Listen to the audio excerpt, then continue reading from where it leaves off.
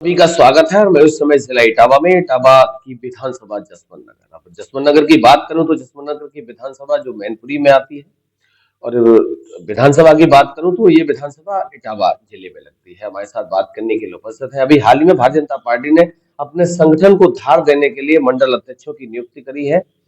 दूसरी बार पार्टी ने मौका दिया। अजय यादव जी बिंदु जी हमारे साथ बात करने के लिए उपस्थित हैं। जानने का प्रयास करता हूं कि जो संगठन का फेरबदल चल रहा है, क्योंकि इसी वर्ष पंचायत चुनाव है, उसके बाद विधानसभा का चुनाव लगा हुआ है और सत्ता पक्ष हो चाहे विपक्ष हो, कोई भी कसर नहीं छोड़ना चाहते। सबका प्रयास ये है कि 27 में इस बार सत्ताधीश कौन होगा।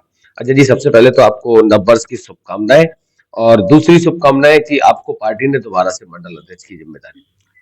प्रदेश और क्षेत्र और जिला इटावा के सभी भाइयों को नववर्ष की हार्दिक शुभकामनाएं। और मैं प्रदेश और क्षेत्र और जिला इटावा भाजपा को आभार और धन्यवाद व्यक्त करता हूं कि दोबारा मुझे फिर मंडल अध्यक्ष का जो दायित्व दिया गया है उसको मैं बखूबी पूरी ईमानदारी से इसको निभाऊंगा। और जसवंत नगर मंडल जो हमारे पास नगर का क्षेत्र और देहात का आधा क्षेत्र मेरे कार्य क्षेत्र में आता है, उसमें कैसे भाजपा भाजपा के लोगों को खड़ा कर सकता हूँ, इसके लिए हमारा काम हमेशा प्रतिदिन चलता रहेगा। सर, एक सवाल आपसे है, चूंकि अगर विपक्ष की बात करूं या सत्ता पक्ष की बात करूं, चुनाव जब आता है तो संगठन में फेरबदल भी देखने को मिलता है, संगठन पे धार देने का प्रयास भी होता है। ये सब चुनावी वर्ष में ही इस प्रक्रियाएं पार्टियां क्यों करती हैं? आपके यहाँ भी हो चाहे विपक्ष की, सारी पार्टियों का ये फंडा रहता है। चूँकि हमारे यहाँ भारतीय जनता पार्टी परिवार में चुनाव के बाद हम लोगों का संगठन का फेरबदल, और चूँकि हम लोगों का एक कालखंड होता है 6 साल का, 6 साल के कालखंड में हम लोगों के यहाँ अम, सदस्यता अभियान और संगठन के संगठन चुनाव पर्व मनाया जाता है।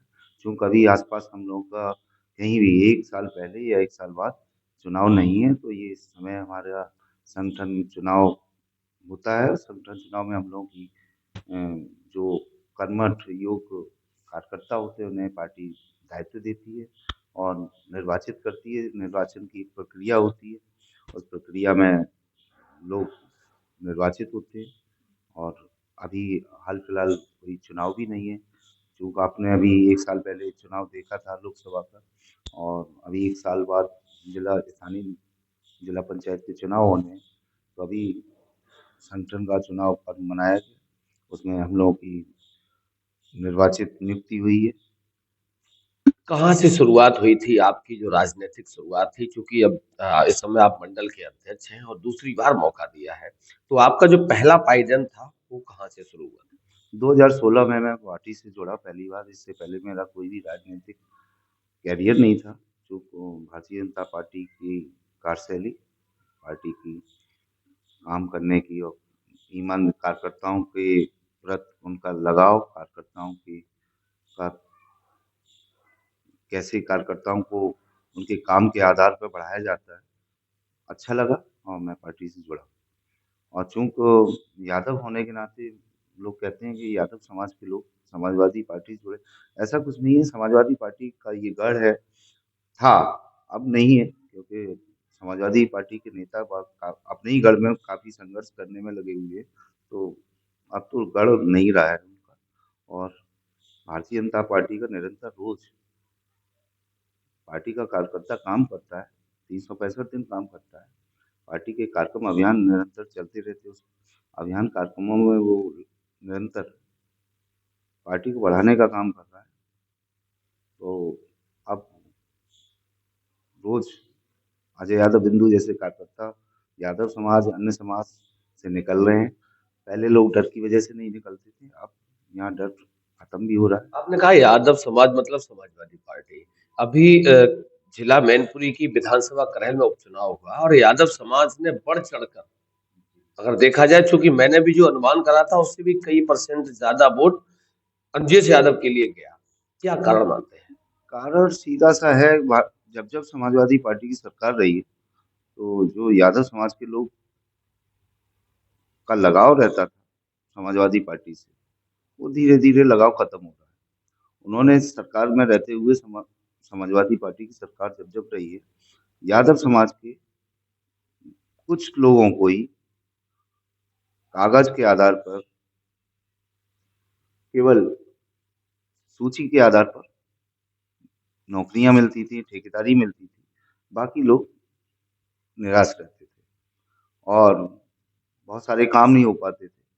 फिर उन्हें ठगा-सा महसूस हुआ। वो धीरे-धीरे कुछ बोले तो नहीं, पर न्यूट्रल रहे और आज उन्हें लगता है कि भारतीय जनता पार्टी में यादव समाज के लोग बढ़ाए जा रहे हैं या अन्य समाज के, जो ओबीसी समाज के लोग बढ़ाए जा रहे हैं। छोटे से कार्यकर्ताओं को बड़े-बड़े ओहदे पे या बड़ी-बड़ी टिकट मिलती है, तो उन्हें लगता है कि इस सरकार को हमें वोट देना चाहिए और जो जन कल्याणकारी योजनाएँ हैं, जो आम पब्लिक को लाभ दे रही हैं, जिसमें प्रधानमंत्री शहरी आवास योजना, ग्रामीण आवास योजना, आयुष्मान योजना, उज्ज्वला गैस योजना, प्रधानमंत्री किसान सम्मान निधि और ये अपना बहुत सारी योजनाएँ हैं, उनका लाभ मिला, उनसे लाभान्वित होके लोग भारतीय जनता पार्टी से जुड़ रहे हैं और सरकार में, उत्तर प्रदेश की सरकार में जो गुंडागर्दी थमी है, जो पहले इस गढ़ में गुंडागर्दी होती थी लोगों की, कैसे जगह-जगह पर कब्ज़ा लोग करते थे, लूट-खसोट होती थी, वो बंद हुई है और लोग काफ़ी खुश होके भारतीय जनता पार्टी से जुड़ रहे हैं और ये परिवार बढ़ता जा रहा है, ये कारवां नहीं रुकने वाला है।